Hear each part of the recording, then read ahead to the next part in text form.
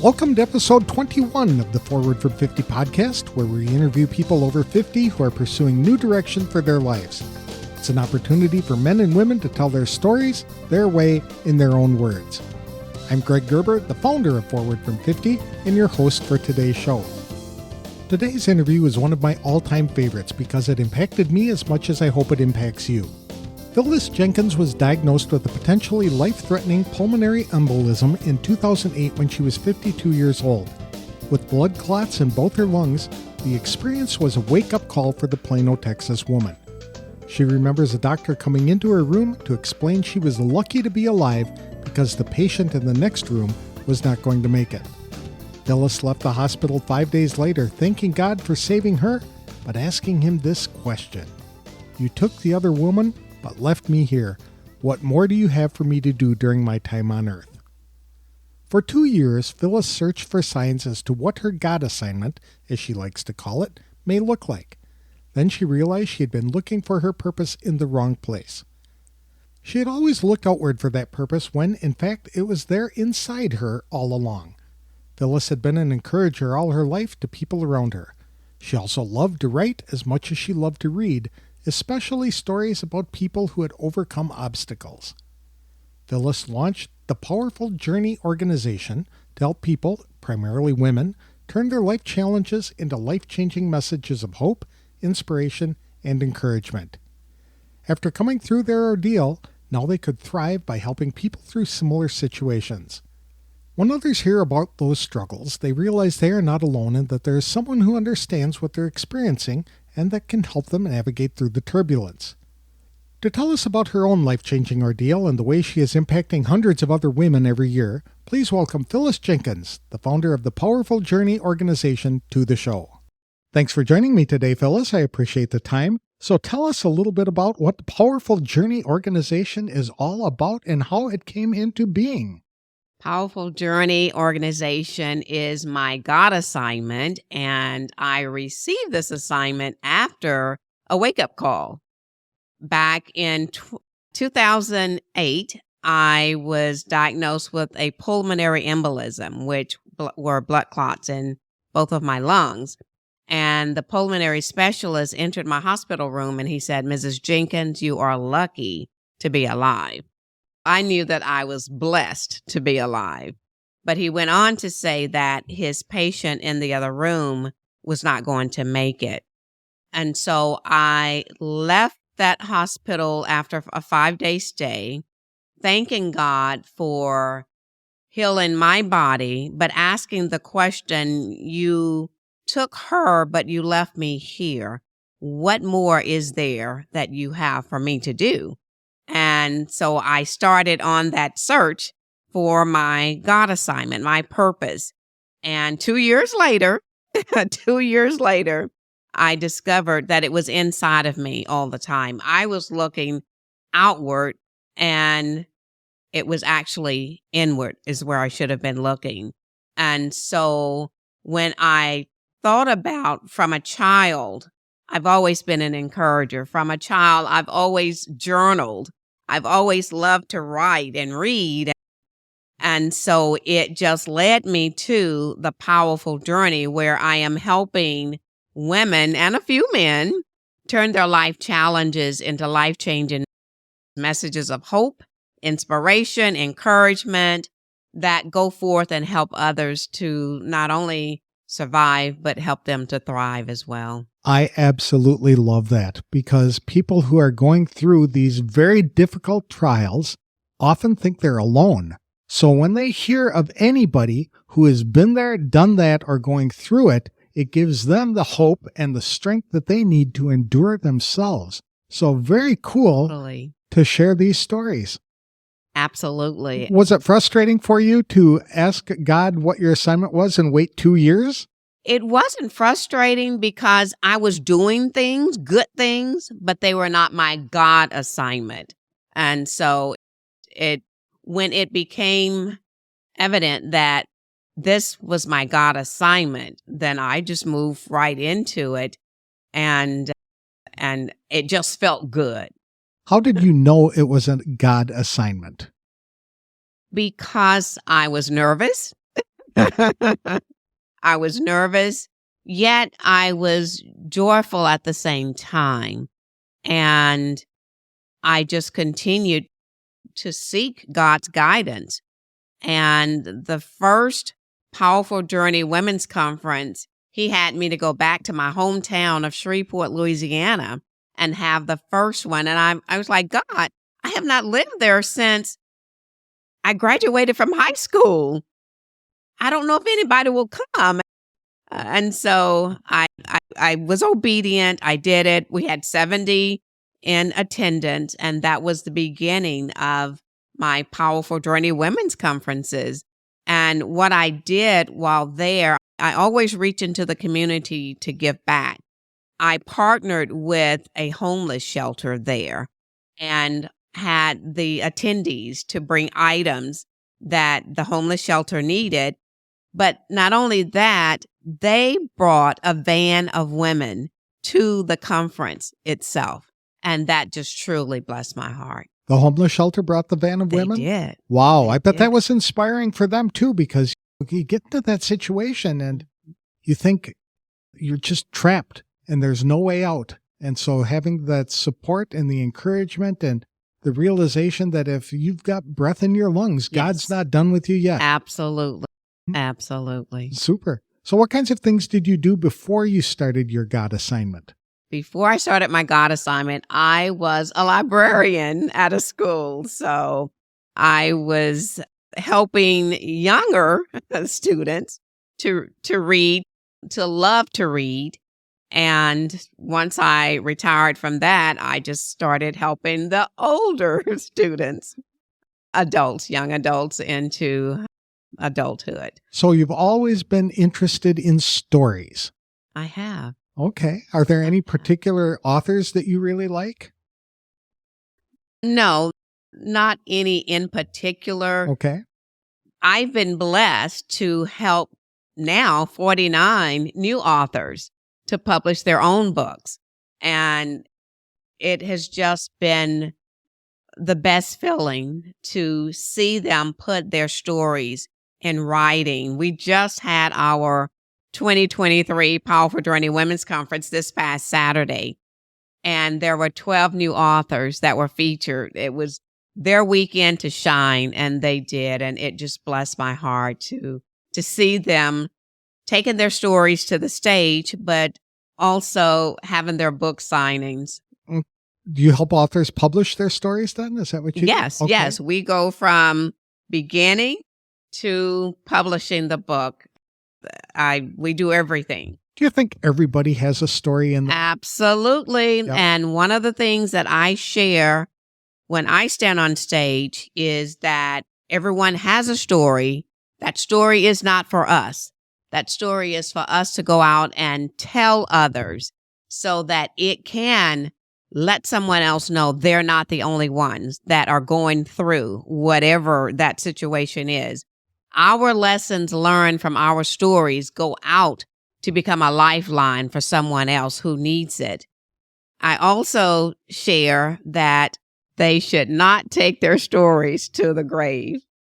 And I had one young man that published his book that came to me a year ago, and he said, Phyllis, I attended the conference a couple of years ago with my wife. And he said, I heard you say, don't take your story to the grave.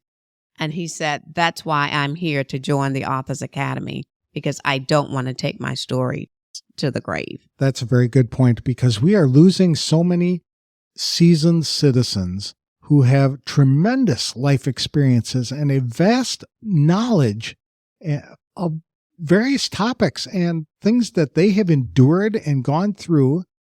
And then when their voices go silent, their story is lost to history. Absolutely. So I'm glad to hear that you're encouraging other people to do that. How old were you when you started the Powerful Journey? I had just turned 50 when I had the pulmonary embolism. Okay. So 52 was the age that I began Okay.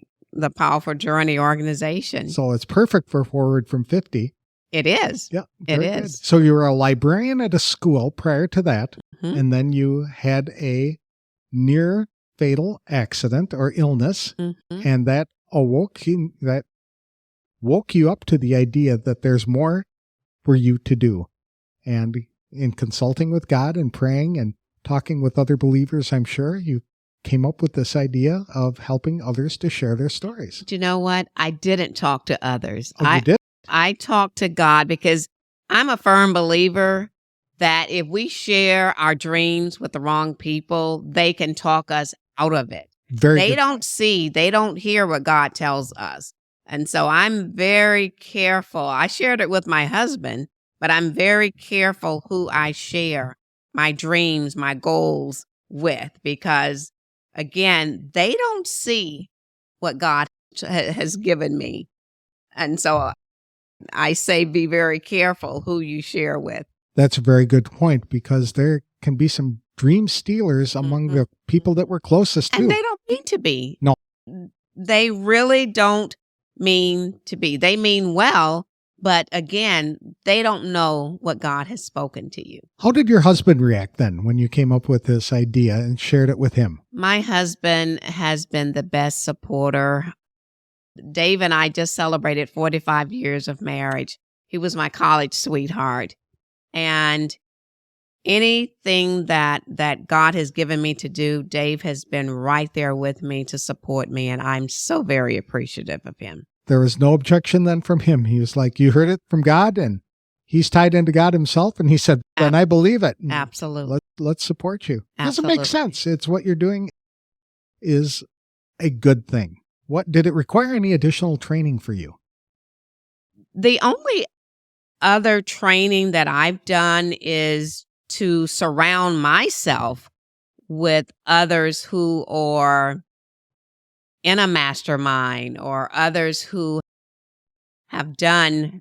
I now do a podcast. I now have the Authors Academy. So I did dig a little deeper and took a few classes. And then the rest has been training on demand. Did it require a financial investment on your part? Of course it did. And I believe wholeheartedly in investing in myself. I can't ask others to join my Authors Academy or my Writer's Journey group or even the anthology where they're all investing themselves in themselves when they join those. I can't ask them to invest if I don't invest in myself. I've heard another pastor say that God always funds his assignments, so that if you are stepping out on faith to do what he has told you to do, that the money will follow to help you get the job done. Would you agree with that? Absolutely. He does provide. And let me just share with you, I, again, believe in giving back to the community. And so I have 2 scholarships that I give. One is the Mady and Chumley Scholarship, which is for a single mom of a special needs child. The second is the Mildred Otterbird Pugh Scholarship, and it is for a graduating senior. At one of my Powerful Journey Women conferences, I had a lady in the audience who I'd never met before, who came up to me after the conference was over, and she said, I'd love to donate to the scholarship fund. And she said, can we meet for lunch? So we set up a time to meet for lunch. I want you to know that God used this woman and her husband to bless us with a $10,000 check for the scholarship for a single mom of a special needs child. She said that she wanted to support the work that we were doing. That's nothing but God. That's great seed money. That's absolutely. And that's how things are multiplied, right? Yes. And God doesn't practice addition, he practices multiplication. Absolutely. So, absolutely. how do you find the people to share their stories? Actually, they find me because what has happened is, like, we just had our conference this past weekend. We had 212 in attendance. And during the conference, I let them know that we're getting ready to open up for our next set of classes. So I have a list of people that came over from the conference that are now ready to tell their stories because they came to support a family member or a friend, yet while they were sitting in those seats, God spoke to them and they came over and signed up. So I have a list already that I will be reaching out to, and we will start this month. This is May. We will start this month with our next set of classes. How many conferences do you do every year? Right now, we do one a year. Prior to COVID, we were doing 2 a year because I was taking it on the road. But I just received a text this morning from a young lady who wants to bring it to her hometown of San Antonio, Texas, and one yesterday that reached out who is in Florida who wants to bring it there. So we are looking forward to taking it again on the road. I've been blessed to have taken it to Portland, Oregon. And in 2012, I stood on stage at a church in Paris, France, and shared the Powerful Journey organization. And it was amazing. How did you get that gig? I was invited to go on a girls' trip to Paris, France, a 10-day trip. And I said, okay, if I'm going to be there for 10 days, I'm going to church. And if I'm going to go to church, why not reach the women there with the Powerful Journey organization? And so we actually, the person that sponsored the trip reached out to the pastor and he said, yes, we would love it. But what happened when we were there, we went to church the Sunday before I was to speak. And the pastor stood and he said, instead of you just speaking to the women, I would like for you to speak to the church. So I had to go back to my apartment because we rented an apartment. And I had to go to God and say, okay, what I had prepared was for women only. So now what is it that you want me to share? And I will tell you, the message that God gave me was how to stretch into your God-given purpose. I went to a local store, got rubber bands, and we passed them out to everybody in the congregation. And I stood on the platform, and I don't speak French, so I had an interpreter who have now become a good friend of mine. And when I finished, the pastor stood and he said, "Isn't God good?" He said, "God sent a woman from the United States to share with you what I shared with you a couple of weeks ago." There was no way that I knew that, Greg. Really? So it was a God movement, Nothing right? but God. Yeah, God was moving in the life of the pastor by confirming the message that he was sharing with his congregation. Absolutely. And you came along and with the exact same message. That's really cool. That's neat. So how many people have you interviewed, or how many published authors have you helped? Do you have any idea? We have, as of this past weekend, 49. And I do have another group that are in my writer's journey that will be publishing their books for the next April conference. So we're on a journey. It's a powerful journey, and just super excited about it. So do you help people not only publish their book to write? I'm assuming you're helping them write it. Correct. And then you're helping them to design it and get it all published, we and do it's it self-published kind of thing? Yes. Okay. Yes. Very good. And then do you help them develop a platform in which they can take their message to the public? We do. We help them to build a brand around their book, around their message. And I have been blessed to see some of my clients go on to do workshops, to even have one that is turning her book into a movie. And so it's been just a blessing to watch God help them to flourish. That is neat. Turning it into a movie. Now that would be every writer's dream, really, is to have their book turned into a movie. It is, and her story is amazing. Do you accept anybody, or is there an application process that people have to go through? There is an application process. The only people, Greg, that I turn away are those who are still in the middle of their story.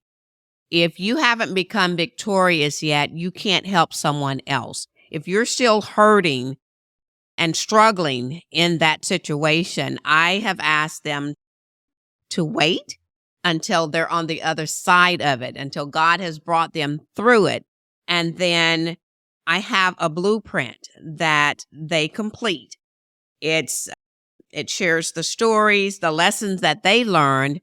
Then they have to be able to tell what lessons they can teach someone else from what they've learned. We don't stand on stage just to share our stories. We stand on stage to make that person in the seat a better person than they were when they came. So this goes way beyond just publishing a book. Oh. You're creating an entire course around the message of the book. Is that what you're saying? They do create some courses. I had one speaker this past weekend who did an empowerment session from her book, and she created a workbook to go along with it. But what I'm saying is when they stand to share their stories, it's just not, the story isn't just about them at that point. The story is to go into the audience and to help someone. Let me share a story with you. Okay. Fran stood on stage and she shared her story about becoming a widow at an early age in her marriage with 3 small children. And she shared the difficulties that she went through with that. But then she shared how God brought her through. During the lunch period, a woman from the audience found Fran, and she said to her, "Fran, if you didn't come today to share your story with anyone else, you came to share it for me." She said, "I lost my husband 2 years ago, and I'm still struggling." She said, "My family, my friends, and even the church members are telling me it's time to move on." And she shared with Fran, she said, "I've contemplated suicide." So I want you to know the two of them got together outside of the conference. Fran became a support group for her. And now this young lady is flourishing. That is so cool. Another God movement. Absolutely. So you have an organization of God movements is basically what's going on. I do indeed. And I receive testimonial after testimonial. And that's why I know that I am doing what God has called me to do. How did you come to faith? Oh, my goodness. I love this story. My dad was a Baptist pastor. Daddy pastored for 32 years until his health failed. And as a young girl, I remember in revival, when they said, "Who wants to come forth?" My friends around me were going forth. So my sister and I both got up and we went down front too. And so my daddy followed us and he asked, why did you come? And we couldn't tell him. He said, "Go back and sit down." So we went back. That was like on a Wednesday. By Friday, we knew what salvation meant. And we were able to go. I just have one sister. We were able to go forth and say why we wanted to be saved. My daddy was an amazing man in that every Saturday night we had to read our Sunday school lessons. And Greg, we couldn't go watch TV or anything until we had read the Sunday school lesson. And then one at a time, we had to go sit with Daddy and tell him what that lesson was about and what we learned from the lesson. Basically, you had to teach Daddy the lesson that he was trying to teach you. Absolutely. What? That would really drive it home, I would imagine. It did indeed. Did you ever take any tests to identify like your personality traits or natural abilities? I'm a DI. Oh, is that right? So that's for people to explain that the people who've taken the DISC analysis. Correct. And D is the dominant, and then the I is the influencer. Okay. Yes. So a dominant influencer, and that's what you did. Okay. Were you surprised by those results? Not really. Not really. I think most people, when they take the test, they say it's a confirmation of what they've already known. Correct. And it should be. It should be. And so it's almost like a permission then from that point. Okay, this confirms what I've known in my heart I need to be doing. And now I have permission and the backing, it's just a confirmation, so I can go ahead and go do it. Absolutely. Did you face any challenges in starting this organization? The only challenges that I faced were being focused, staying focused, and being consistent. Only because when I started the Powerful Journey organization, I was still working as a school librarian.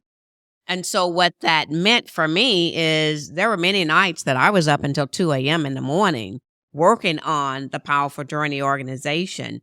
But I knew that that was my God assignment. And so those were the challenges that I had, but I stuck with it. And once I left my librarian position, it was like I moved my Powerful Journey from the service road onto the freeway.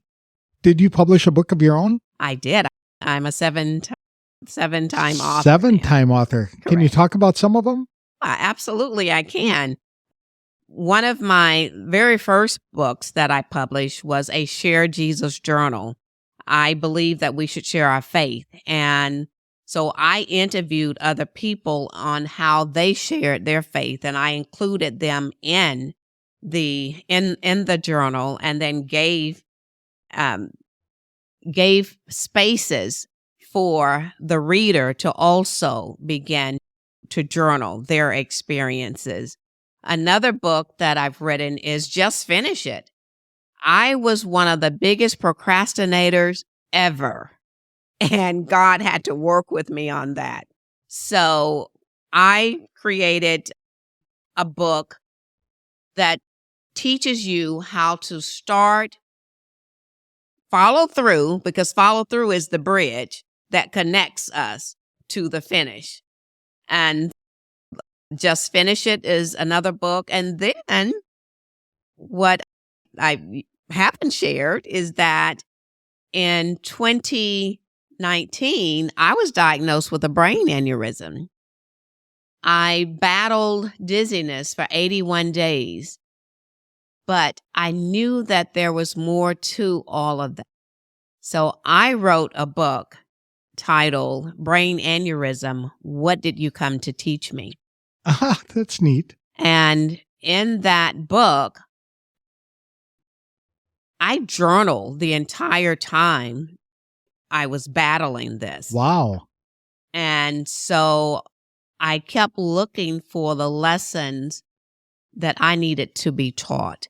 And then after I learned those lessons, I can teach them to someone else that's battling something else, not necessarily a brain aneurysm, but going through another difficult time. Heart attack. Absolutely. A stroke, whatever the case might be. Whatever. Something Yes. that's scary, Mhm. that's uncertain, that makes you think that it might be ending at any moment and really causes you to reevaluate your life and what you're doing. Yes. Very Yes. cool. Yes. So how many books did you have? 7? 7 books. 7 books. Yes. That's pretty incredible. All of them are self-published. They're all self-published. All available on Amazon? Well, no, the first one, my first children's book is not self-published. It is, and I wrote it with my then 7-year-old grandson. He was my co-author. And the title of the book is The Librarian's Missing Boys. So How fun. it is a very fun book.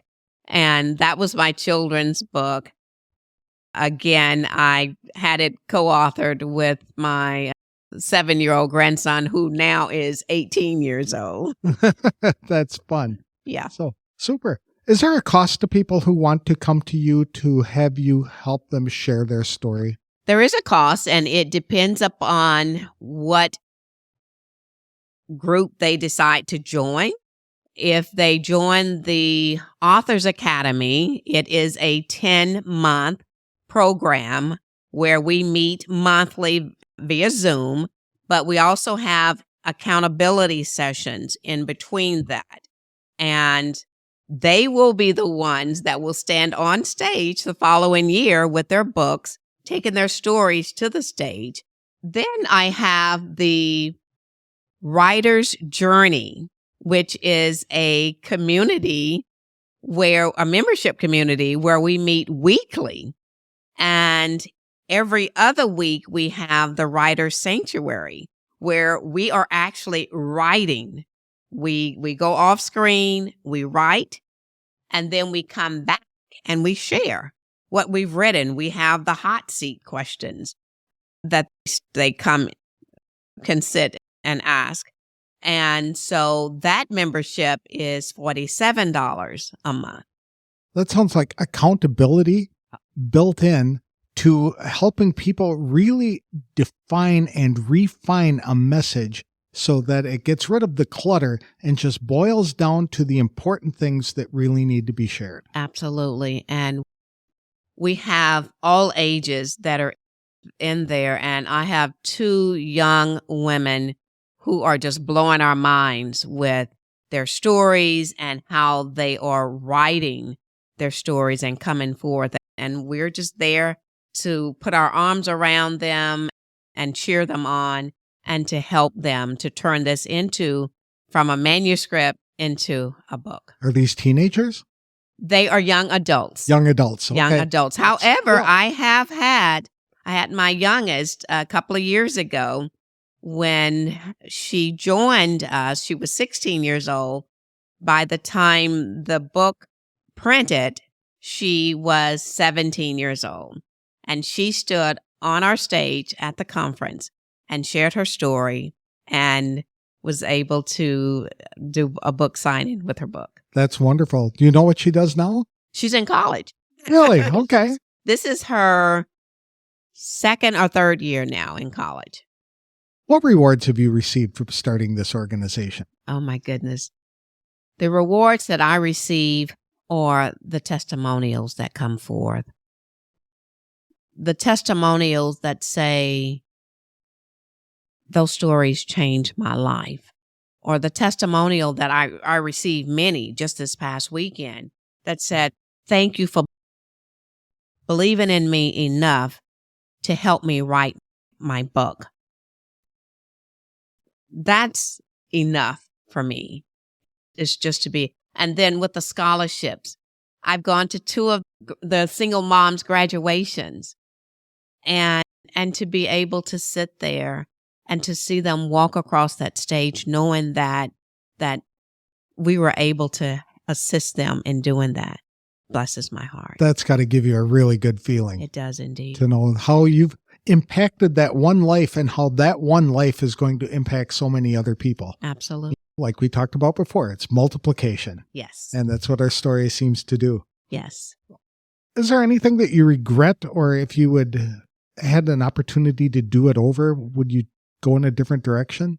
I wouldn't go in a different direction. I would have moved in this direction faster. Okay. I wish that I had known more about the entrepreneurial life before even I went to college. My parents and my grandparents were not entrepreneurs. And so we just knew to get an education and go and do the 9 to 5 or the 8 to 5. So the only regret that I have is that I didn't know about being an entrepreneur, or that I could be an entrepreneur sooner in life. That's a very valid point, because the schools seem to be pushing us yet, even in 2023, toward getting a job and going to work for other people. And we all know how risky that is. And Absolutely. So being an entrepreneur, that should be standard teaching in school. And it was for a while, many years ago. People could graduate from school and start businesses of their own, and they knew what to do. How did you get your entrepreneurial training then? I went to, and again, it goes back to your question about how did I invest myself. I remember going to a business boot camp, and it was in Atlanta, Georgia, by Marshawn Evans. She's Daniels now, Marshawn Evans Daniels. It was a 3-day boot camp It was at that boot camp that God stirred up within me the entrepreneur spirit, and that I too could go and become an entrepreneur. And that's when I went back to the hotel, looked through my notes, and that's when I wrote down Powerful Journey. And the way I came up with Powerful Journey is I wanted something with my initials, Phyllis Jenkins. So I put P and J, and I went through many things, and finally, Powerful Journey stuck. That's a wonderful story. I really like that. So you went to this boot camp, which I would think would be really encouraging because you're seeing people who have done it already. And that would empower you to realize that I can do it too, despite not having an entrepreneurial background or even anybody in my life who is an entrepreneur that I could lean on.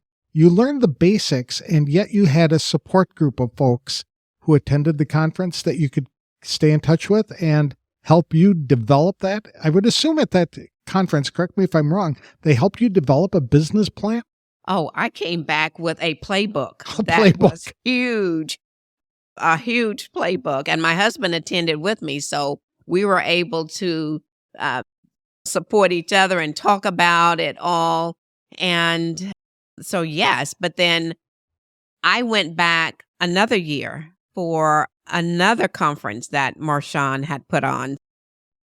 Again, I believe in investing in myself. And for that first conference, I had to go into my savings account and pull out funds to pay for the boot camp, the tickets to fly there, the hotel. But I knew it was worth it. You had skin in the game. And Absolutely. Because of that, it took on an additional value. You're trading something valuable when you're taking it out of your savings account, and that's your security blanket, and you're giving part of that away in order to do something else. And that I think internally, it just motivates us even more. What I was really impressed though, Phyllis, is that you took your husband and the two of you together were on the same page, getting the same information from the same speaker, maybe hearing things from different perspectives, but then able to talk about it and come together and move forward together on pursuing this. I've heard a lot of dreamers have ideas to start a business, and then they share it with their spouse. And it's one person. You have to share it with your spouse. You can't do it without it. But that might be a dream stealer in disguise. And so the fact that you did it together, I think, is really encouraging. Dave and I have, for many years, supported each other. We share. That's one of the things that we do on our anniversaries. We would check into the hotel, and we had a point where I would share my dreams and goals, and then he would share his dreams and goals. And then he would ask, how can I support you? And vice versa. And so we would leave there with a plan, knowing what each other's dreams were and how we could support each other. I love that story. I wish more and more couples would be able to do that. I think their lives would be changed forever if they were able to come together in that kind of a fashion. I agree. My husband is a relationship coach, and so he does share that with other couples. Do you ever see yourself retiring, or how would you define retirement? No, I don't see myself retiring from this at all. This is my God assignment. It's my purpose. It's my passion. And I have built a team that knows that even when God calls me home, that they are to continue with this ministry, that I've already had the talk with them. So they know how to continue with what I do. And they share the vision, or they see the vision and share the passion. They do. Not only that, my assistant, Lori, has gone through my program. So she knows exactly how to teach it, what to do. Yes. Would you have any advice for people who are contemplating what to do with their life after turning 50? Live it and have the mindset that your latter days will be your better days. Don't just think that you're done. Seek and ask God, dream new dreams, ask God for new goals and new visions and just go after those. Don't let anything or anyone stop you. Let no one say that you're too old to do anything. That's right. And that's another important aspect. It's almost biblical. It's God gives us this natural talent at birth. And then throughout our entire life, we are adding additional skills to what we can provide. And then we have unique life experiences that are ours alone. Yes. That might be shared with others, but might not be. But yet our God assignment will tie in that natural skill, talent, ability, and life experiences in a way that you could never fathom not doing it. Exactly. And I'm a firm believer that if I'm still here, if I still have breath in me, that God's not done with me and that I am to continue to do what He's called and created me to do.